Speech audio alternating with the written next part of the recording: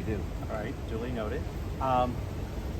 Again, as I mentioned a minute ago, we have not seen the full unedited version of this video. But no media, including News 12, you guys don't release the full, raw, unedited video. And frankly, sometimes that's to protect sources and methods.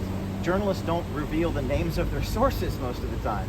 So it's kind of ironic for you to accuse me of not releasing the full when you don't release, Well, I'm not accusing. I'm just asking because it might add context. The statement itself is quite ironic, given that you don't release your full reporter's notebook. Okay, but James, are you willing to release your full reporter notebook? But James, in all fairness, we have not been sued for libel multiple times. And I've won every case, including most recently against the New York Times for defamation.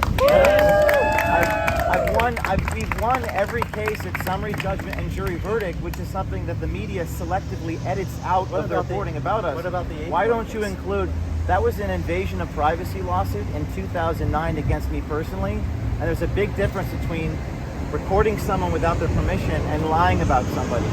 So we've never settled any lawsuits. We won on directed verdict in North Carolina in the Teeter case.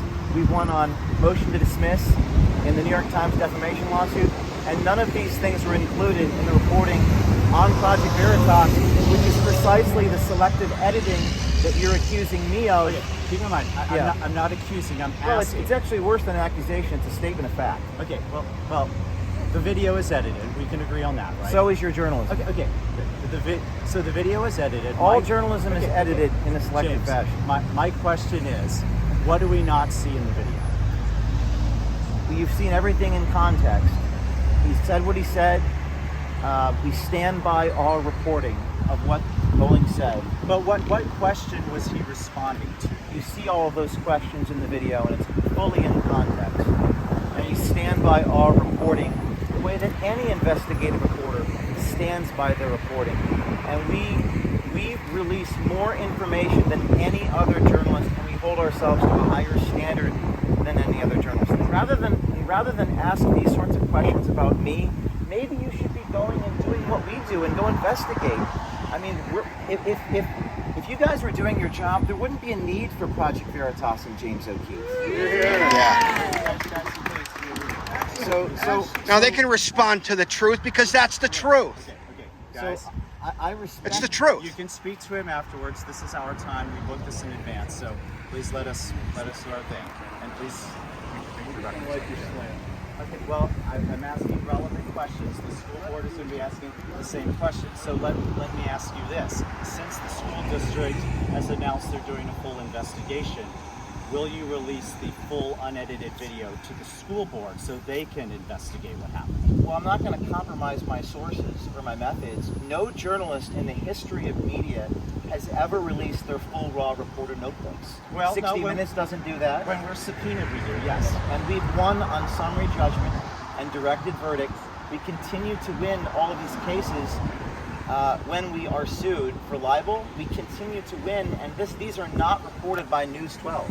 So my question is, in a world where you guys don't include our victories in court, isn't that selective editing? I'm giving you a chance. And this is my answer to talk about it right now. And this is my answer.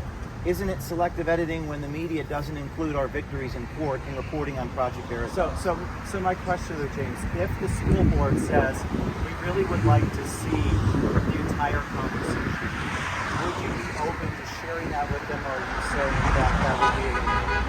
that would violate, your sources and all that? Well, it depends upon the circumstances. I mean, we did a story on NPR where I had to redact a certain segment of that story because a person in Libya was mentioned. I redacted that, and people accused me of selective editing. So it's a very unjust world.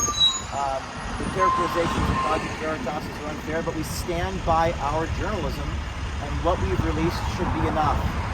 But you should be asking these questions of the assistant principal.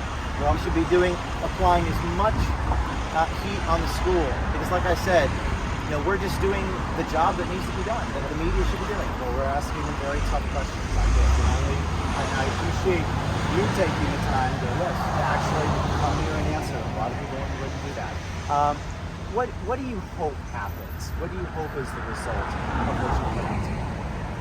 I hope people understand what's really going on. I want I want the principal and the superintendent to be honest about what they're actually doing. That's my goal. My goal is honesty and transparency, not deception.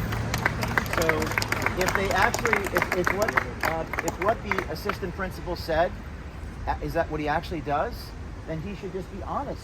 Scream it from the rooftops. We don't hire Catholics. We don't hire Christians. We lie about our curriculum. Say what he said, but say it openly. Don't hide it. And the other thing about releasing the raw is I'm not sure that that would satisfy you or the school board if I released the raw. If I did, they'll say, well, I don't believe you.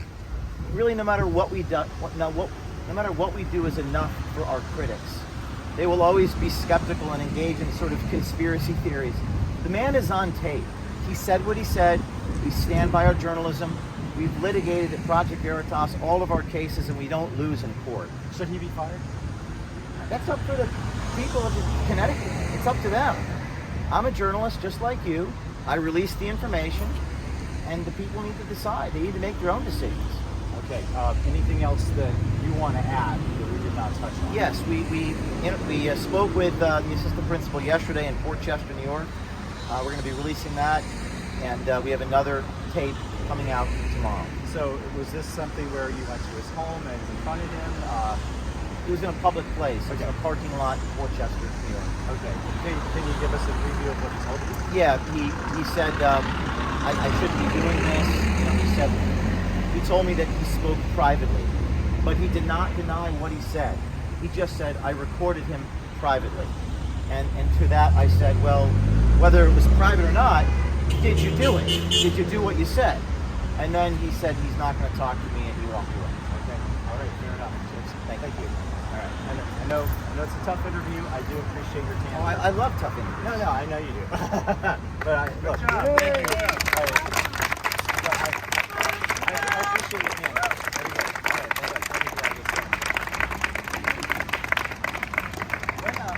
When are you guys putting that video out? Probably about 2 o'clock. About 2 o'clock. All right.